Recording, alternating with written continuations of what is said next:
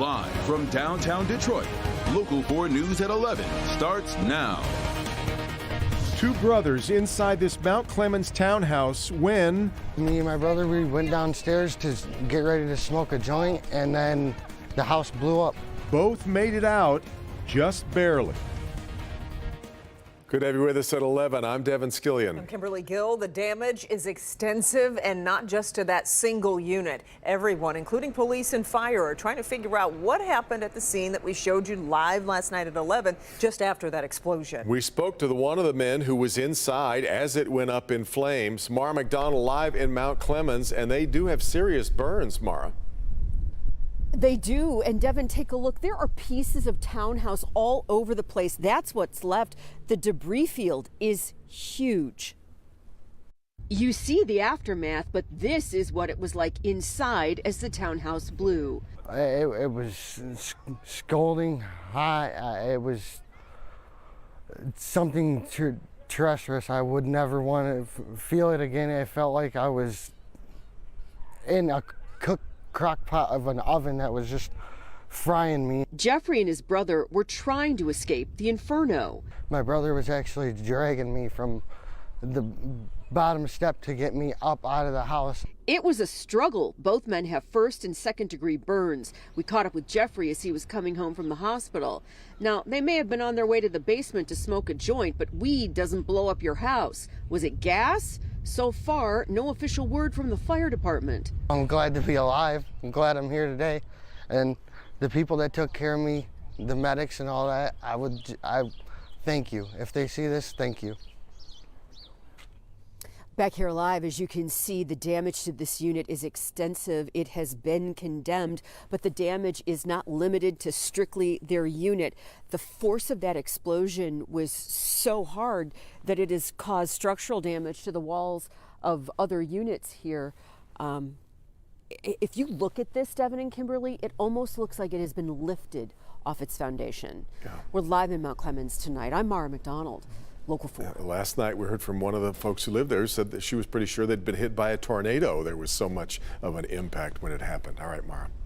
Remarkable pictures. All right, well, Michigan is one of several states already dealing with a shortage of nurses, and a new study from the University of Michigan suggests that situation could quickly get worse. Jacqueline Francis is live with what a survey of nurses is revealing. Jacqueline. If you or a loved one has been in the hospital, you know how critical nurses are to the quality of care. But the number of nurses is dwindling fast, which is why the University of Michigan conducted this study in hopes of identifying the problem to inform better solutions. The nursing shortage in Michigan is nothing new, but these numbers are.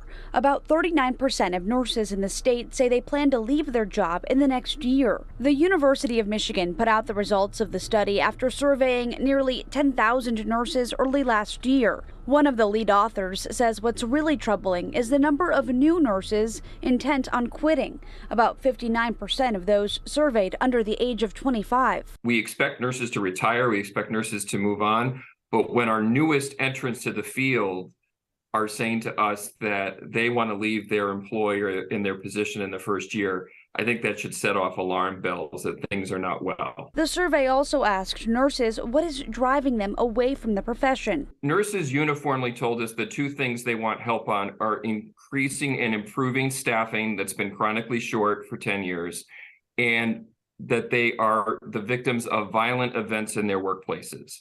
So those are two areas that hospital leaders can get going on tomorrow. There's also legislative approaches and policies that can help that. Without action, he says the future health and safety of Michigan residents will be at risk. So if we don't shore up nurse staffing and more nurses leave, the ability for our family members, our loved ones to get safe and effective care is really compromised. The study also put out recommendations for how to reduce the number of people leaving the field, like implementing mandatory nurse-to-patient ratios and getting rid of mandatory overtime. We're live in Detroit. Jacqueline Francis, Local 4. Jacqueline, you know, I'm wondering, we saw the exceptional strain on nurses when COVID was hitting hardest. Is there any sense of how big a role the pandemic has played in this burnout?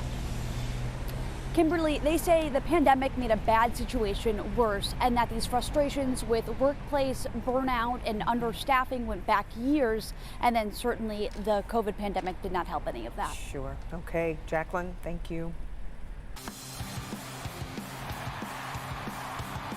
Today, the wait ended for the Tigers and their fans who've watched all the other cities enjoy their home openers the first week or so of the baseball season. Yeah, but fans reveled in the return of Major League Baseball to Comerica Park today. A win against the Red Sox would have been the cherry on top of a very nice day out. Jamie's here.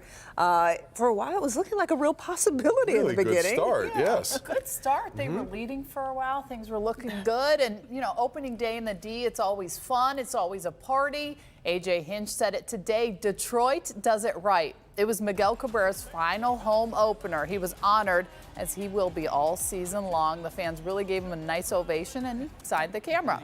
Bottom of the third, runners in the corners for Miggy, and he delivers. This drops into center field. Spencer Torkelson would score, so it's 3-1 Tigers. We feel good. Top of 6, tie game. Jose Cisnero in for Spencer Turnbull, and with 2 on, Adam Duvall sends this ball to center field and out.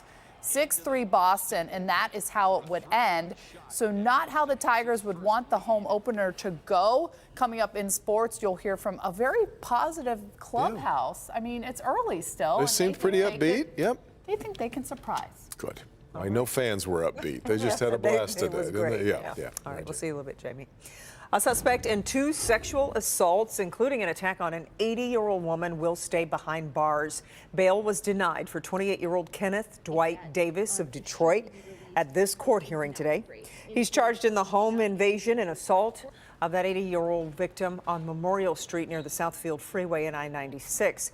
Her entire community rallied for days to search for the suspect, but police say he was found only after attacking a 64-year-old woman 8 days later at a bus stop at Grand River in Ferguson. Today, he was arraigned in both cases and will be back in court April 18th.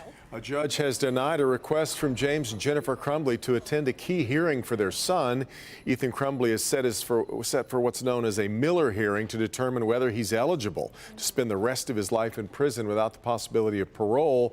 Well, that, of course, for the shooting deaths of students Justin Schilling, Hannah St. Juliana, Tate Meir, and Madison Baldwin at Oxford High School. The judge did not give a reason for denying the Crumbleys' request to attend the hearing.